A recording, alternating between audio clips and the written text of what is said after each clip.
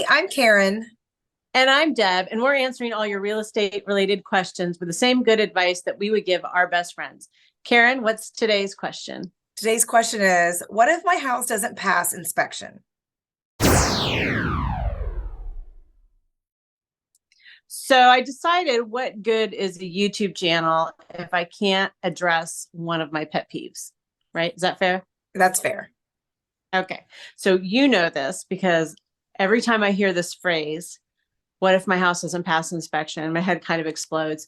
And I need to calm down. I need therapy about that for sure. But we're going to use this opportunity to kind of clear that up because in fact, when you're purchasing a home, there is no pass fail on inspections. Now, if you're building a new home, that builder may have city or various county building department people come and do various inspections. And that's when things can pass and fail on a new construction. But that has nothing to do with what you as a buyer are involved with during the home buying process. Do you ever hear anyone say that? I do. And I know like it doesn't trigger me like it might trigger you, but it's kind of like whatever that agent or that realtor is saying to me or the homeowner is saying to me, I just use the same language. But yeah, I have heard, hey, like I like this house. I'm going this particular loan type. What if it doesn't pass? And then I kind of Yeah, start talking about it. And I do use the word if it pass or fail. pass inspection. Yeah.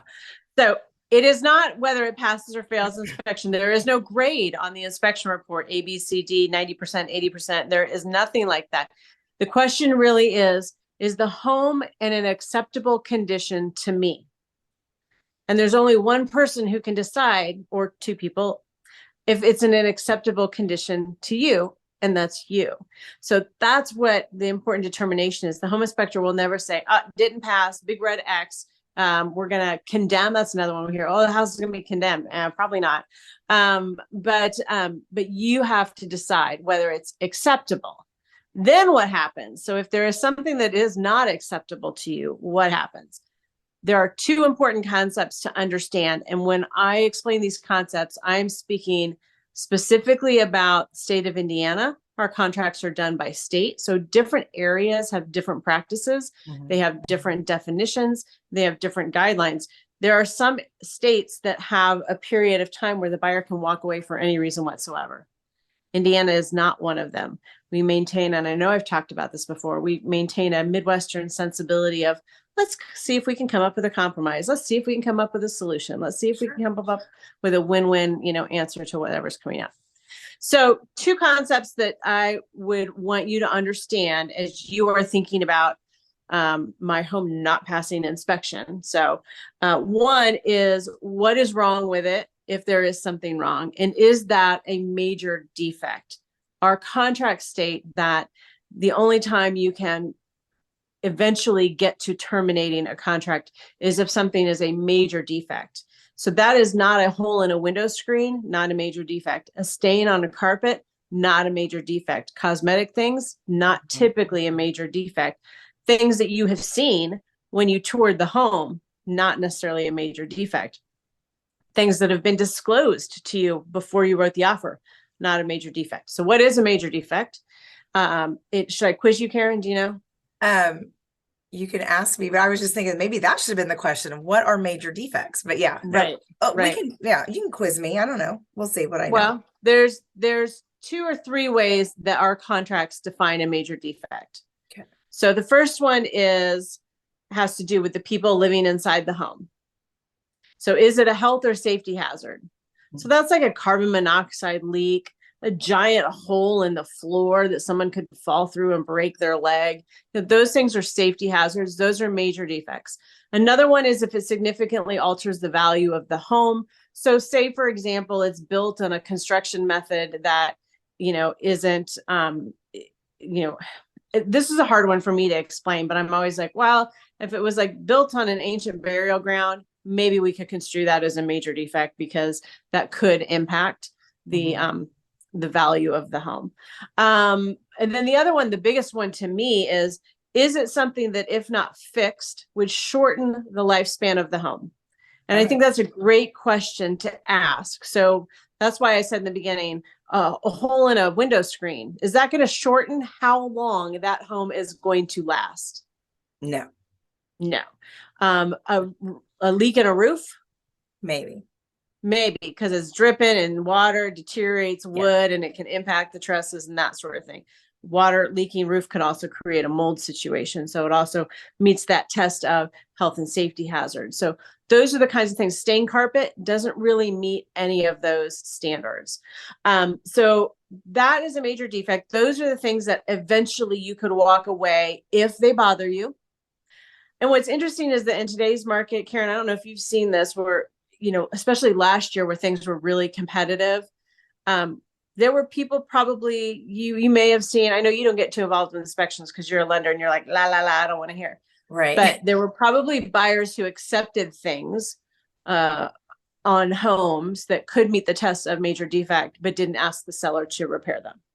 That I wouldn't know. I will say during that time frame where maybe, and again, this is just like my gut feeling that maybe people were like, wait a minute, I think I just found a better home on the market. Like, how can I get out of this agreed upon purchase agreement on this other house? And it's like, there are no major defects. Like, you know what I mean? So I didn't hear it on like the example you just gave. I think I may have seen a few where it was the other way. It's like, something better came along the market and I want to jump on that. Like, how can I get out of this contract? Yeah, not as easy in our state as in other states. So if something is a major defect, it doesn't mean you have to ask the seller to make the repair. Then you determine whether, I know there's a lot of reasons for that. If there were multiple offers, you may be less likely to ask for those repairs. This is when you really rely on, the experts in your team that is around you.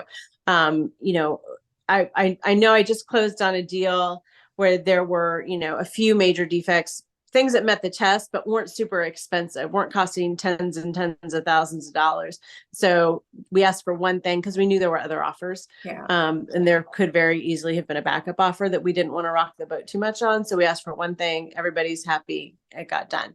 So what is it a major defect? And then what's interesting to me is that by Indiana contract, if something is not acceptable to you as the buyer, you cannot just walk away. You have to give the seller an opportunity to make the repair. And the seller may say, no, I'm not going to, or no, I can't afford to. And then that's fine. And then the deal can terminate. But you cannot just, and I see this a lot, you have the home inspection and then you're like, oh, nope, that furnace is old, still works as intended, works safely. Not a major defect, doesn't meet that test. An old furnace doesn't meet the test of a major defect, but they want to walk away because the furnace is old. Right. There's a very good chance you're going to lose your earnest money. If it's my seller, you're going to lose your earnest money because I feel really strongly about what the contract says. And I always have this conversation with buyers before we even get there, that you have to give the seller a chance. Now, as the buyer, you kind of control that conversation a little bit with how you want the repair done. So, you're not like you're saying, oh, I'm going to trust the seller to fix it, hope they fix it correctly. You have some control over how that's done. Right. So you're not giving up complete control when we say you have to give the seller a chance to make the repair. But like the buyer can say, hey, seller, if you agree to make such repair, I would like to find the contractor or whomever to make the repair. Something like that. A lot of times we say, they've got to be a qualified contractor who's got experience making those kinds of repairs. Yeah. In our county, there's not a lot of licensing. In other counties, there's more licensing. Like I think in Marion County, up in the Indianapolis area, you have to be licensed to be a roofer. Yeah. We don't have that licensing down here. So you can't say licensed contractor necessarily. HVAC, plumbing, electric, you have to be licensed, but you also have the right to review receipts and you have the right to reinspect. So you don't just have to accept, whatever the seller wants to do as a repair. You have a voice in how that repair gets done. So you do have control. So this is the important thing that I'll say. So is it a major defect? If it's a major defect, can you live with it? Can you not? And if you cannot, you have to give the seller a chance. So very different than just pass or fail, I lose the house. It's not like that at all. Right. And then I think too, on the lending piece of it, if I can just throw this in here, I mean, we're not going to be looking at that home inspection. I mean, not at least where I work. So if the, it's not just that, yeah. So if I don't the want to know. appraisal report isn't mentioning anything in there, I think we've talked about this before, but if the appraiser does not mention things that they see visible that might require further inspection, I don't know why I'm doing that, but inspection, or we can pull pieces out of the home inspection. But typically, as far as the loan that we are doing for a borrower, if the home inspection is not required, we don't need to see it. If the appraisal report does not indicate anything, we don't need to see anything either. So like you said, if that buyer can accept the findings, and I think that's how I word some of my, are you comfortable with the findings of your home inspection? Can I proceed with the appraisal type of thing and get that ordered? Then we can move forward. I mean, there are property standard conditions that certain loans require, but again, that's going to fall back to the lender's appraisal. And if the appraisal isn't indicating anything, then there's that. So, I think this is a good time to throw in. No one requires you to do an inspection. Your lender may have, depending on your loan type, may have some requirements by the appraiser. And I know we've talked about that before, but there is no requirement by anyone to do an inspection. I always kind of have jokingly say, but I'll judge you if you don't. So you really need to, but there is no requirement to do that. So again, nothing gets reported back to the city. That's another thing I hear a lot. Like, well, that doesn't meet code. Well, we're really looking at what was code when the home was built, not necessarily what today's codes are, but the home inspector is not going back to the city and again, condemning, reporting something for like, oh, they got a bed in that room and there's no window. So it's, doesn't meet code or whatever it is. They're very separate or very compartmentalized in our processes. So the inspection in that process is very compartmentalized and separate from the lending aspect and the insurance aspect and the city building code, and all that stuff. So I think it's this is a great conversation to be having, because this also will let sellers know that it's really, just because a buyer might be getting financing through a particular loan that, like, let's say FHA or USDA or VA, that might require some additional property standard, doesn't necessarily mean it won't be, a good offer to accept, because the house could be fine, and it won't, it's going to pass the inspection. So that would be the one time I would say you're allowed to say that. Did it pass the FHA inspection, or did the appraiser note some peeling paint or something that needed to be addressed? Which I had last week on a house on a listing that it was an FHA. There was some peeling paint on the outside foundation. You just had to go and get it painted, and it was all good. Get that done. So please do me a favor. Don't say, what if the house doesn't pass inspection? Say, what if I find things that are not acceptable to me? Then what do we do? There you go. And we strategize from there. You trust your best friends to give you good advice. So consider us your best friends in real estate. Don't forget to like and subscribe. Thanks for watching, and we'll see you next time.